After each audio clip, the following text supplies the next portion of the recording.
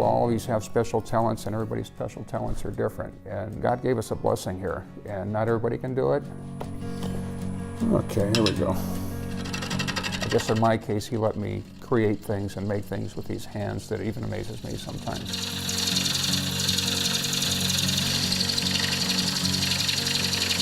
The nice thing about woodworking that I like the most is that it's never the same. Every piece of wood is different. They're like individuals, they're like snowflakes, they're like fingerprints. You're not going to find a matched set. Even when I make pairs of things, they're not exactly the same. It's always a surprise. This particular bowl, I almost ended up putting it up in the fire pile there. It had a lot of cracks. They show up on here as these little dark lines, and I glued those back together. This little beige section in here is called the pith of the tree. It's the center of the tree that normally I would cut out because it normally causes cracks. And I kind of broke the rules and left that in because I wanted to save all this red part of the tree. We would have lost all that if I would have cut that out. But it became a quest, I guess. You know, this piece of wood has a lot of little pretty features to it, and especially the red in there and the sapwood. The contrast between the two is quite amazing. And a lot of times I get a problem piece of wood like that, you want to try that much harder to save it.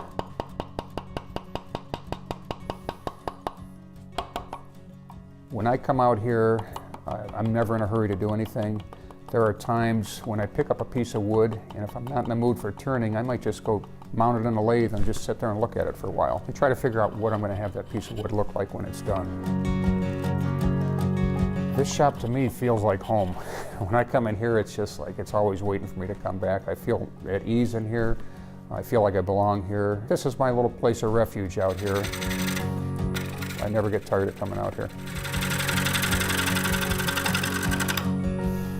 This piece here, just a rough cut so far. We're getting the bowl to shape, but you notice there's a lot of tear out in here, and this is where the wood is kind of soft.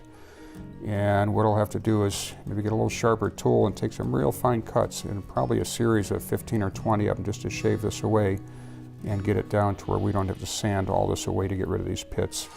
When you make something handmade, to me it really stands out. There's no question about whether it was handmade or machine made. If it's too perfect, then it's almost probably a machine did it. You know, if a human did it, there's always going to be some kind of little minor flaw that sometimes I see and nobody else does, but I think that's the beauty in it. This is a piece of walnut that came from the crotch of a tree and has this unique feather grain where two trunks come together. And it's just a beautiful piece of wood. You can see that it goes right on through.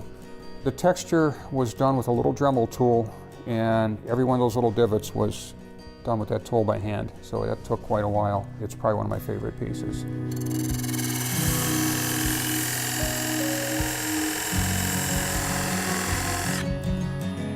I think what's magical about wood is it came from a living thing.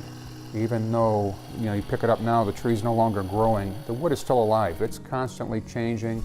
As the moisture leaves, it shrinks, it might crack, it changes color, maybe due to the sunlight or due to the finish you put on it. I'm always excited to give somebody one of my bowls or a platter or a pepper mill, and I'll go over to their house and it'll be at the center of their dining room table, maybe full of fruit or something like that, or I make some nice candlestick holders that'll be a part of their formal dining room table all the time. You take some pride in knowing that it turned out nice and you're happy with it. To me, that's like a timeless piece that people will treasure forever. Every time I put my name on there, I guess it's something I think about, hopefully long after I'm gone, somebody will pick that bowl up and they'll say, wow, this was handmade back in 2014 and this guy, M. Hawkins, did this. And they'll wonder who I am and maybe why I did it. And hopefully they'll appreciate what I did.